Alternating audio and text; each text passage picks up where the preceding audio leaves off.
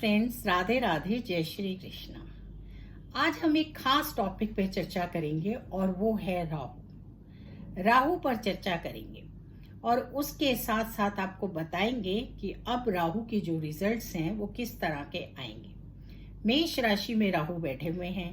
राहु का राशि परिवर्तन नवंबर में होना है, लेकिन जैसा हम आपको बताते हैं कि 6 डिग्री पहले जो है रिजल्ट्स दूसरे घर के भी आने लग जाते हैं।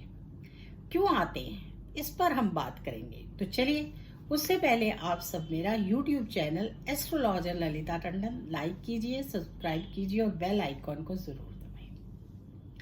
आजकल हम इतना कुछ बताते हैं और बहुत लोग इतना कुछ बताते हैं कि कुंडलियों के बारे में आम आदमी को भी बहुत नॉलेज है, पर कुछ ऐसी चीजें होती हैं कि जिनकी नॉलेज होना भी बहुत जरूरी है। अब राहु के रिजल्ट्स क्यों कम आएंगे? हमारी राशियों को हम 2 विभागों में कर देते हैं डिवीजन। हम जो विषम राशियां हैं और जो सम राशियां हैं, यानी कि इवन एंड ऑड नंबर्स में।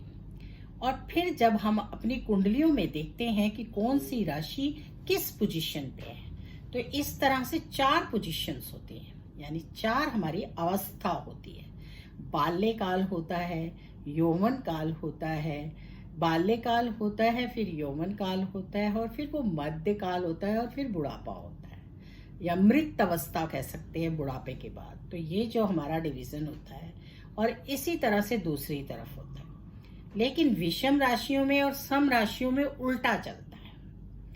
सम राशियों में जो है बाल्यकाल पहला अगर आएगा तो विषम राशियों में सभी में अगर बाल्यकाल पहले आ रहा है तो सम राशियों में मृत अवस्था आती है। तो ये जो हमारी अवस्थाएं होती हैं, इन अवस्थाओं पे फोकस करना होता है।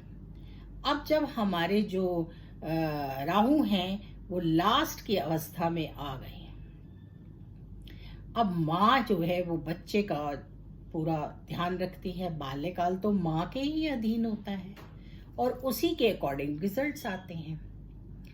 इसी तरह से हमारी जो वृद्धावस्था कह लो या मृत अवस्था में जो पड़ा हुआ होता है प्लेनेट, उसकी भी वही सेम कंडीशन होती है। उसमें भी उसका अपना कोई इतना रोल नहीं होता। एक वृद्ध आदमी का कितना रोल होगा, और या एक उस ग्रह का इस तरह से उस पोजीशन में जाके कोई रोल नहीं रह जाता। तो जो राहु हैं हमारे उस अवस्था में पहुंच गए हैं और अब वो चेंज करेंगे अपनी राशि। लेकिन राहु को भी क्योंकि अपना घर चेंज करने में 18 महीने का वक्त लगता है, क्योंकि 18 साल की राहु की महादशा होती है और ये एक छाया ग्रह है और इसका इम्पैक्ट कितना ज्यादा पड़ता है आप सब अच्छी तरह से जानते हैं। अब जब राहु की अवस्था इस तरह की आ गई है तो गुरु चंडाल योग का भी असर खत्म हो जाएगा।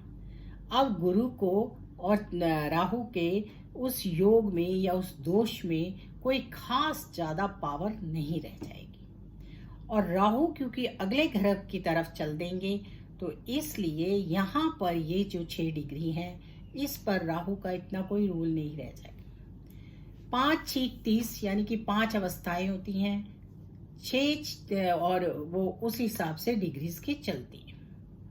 तो यहाँ पर अब आपको राहु अच्छे रिजल्ट्स देंगे या बुरे रिजल्ट्स देंगे, ये कुछ होगा ही नहीं, क्योंकि इतना रोल नहीं रह जाएगा। तो राहु से गोचर में तो डरने की अब बिल्कुल जरूरत नहीं है, जब तक कि वो अपना राशि परिवर्तन करके और मीन राशि में नहीं चलने जाते।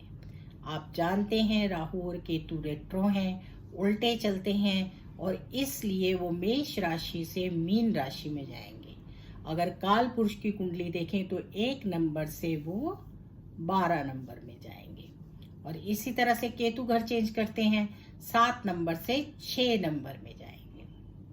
तो इसलिए अब राहु के उतने कोई ज्यादा हमारे पर इम्पैक्ट नहीं आएंगे। ये समय बहुत अच्छा जाएगा, आप लोगों के सारे काम बनेंगे और आप लोगों को बहुत लाभ मिलेगा। जिनको भी राहु से दिक्कत आती है या जिनकी भी कुंडलियों में राहु अच्छी दशा में नहीं है, उन सब के लिए ये समय बहुत अच्छा होगा। और कम समय नहीं है, आप देखिए जुलाई अगस्त सितंबर अक्टूबर 4 मंथ्स पूरे होंगे। नवंबर में राहु अपना घर चेंज कर देंगे, बल्कि 4 की भी जगह आप 3 मंथ्स लीजिए, क्योंकि अगले घर का फिर रिजल्ट आने लग जाता है। लेकिन फिर वही बात होती है, बाल्यावस्था पहले आएगी और उस अवस्था में राहु कोई बहुत ज्यादा हमें तंग नहीं करते। और गुरु भी यहाँ पर जो हैं वो राहु के उस दोष से हट जाएंगे, यानी कि उनके अपने खुद के रिजल्ट्स आने शुरू हो जाएंगे और जो कि बहुत अच्छे आएंगे।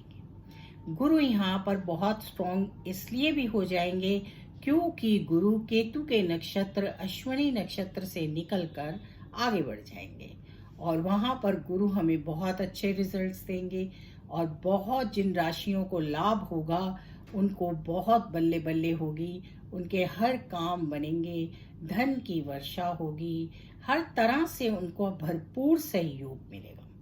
तो ये दोनों प्लैनेट जो हैं अपनी अपनी पोजीशन, अपने अपनी चीजों पर ऐसे आगे बढ़ेंगे कि इन दोनों से ही अच्छे रिजल्ट्स मिलने शुरू हो जाएंगे।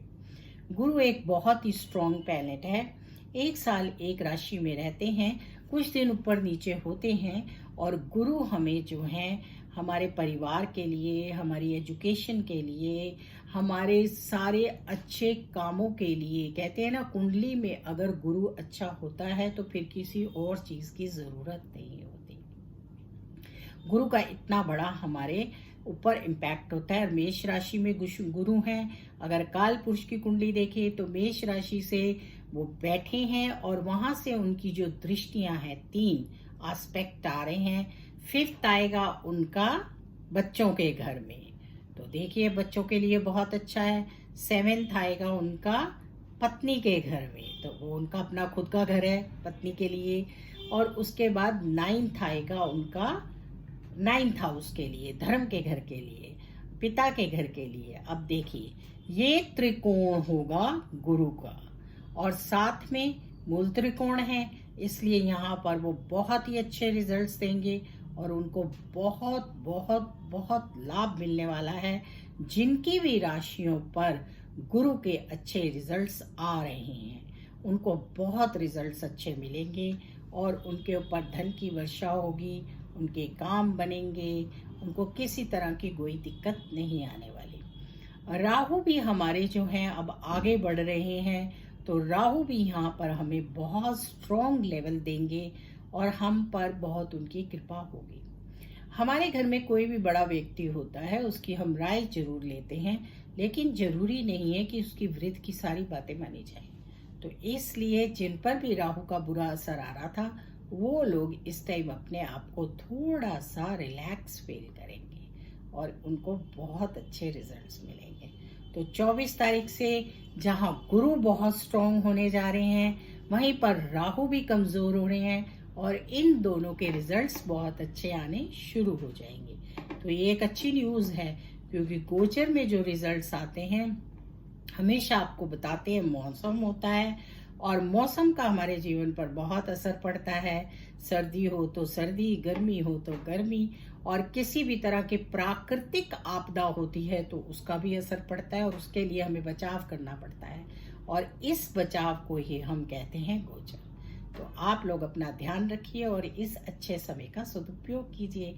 राधे राधे, जय श्री कृष्णा। फिर मिलेंगे आपसे नई वीडियो में, तब तक के लिए आप सबको मेरा प्यार भरा नमस्कार।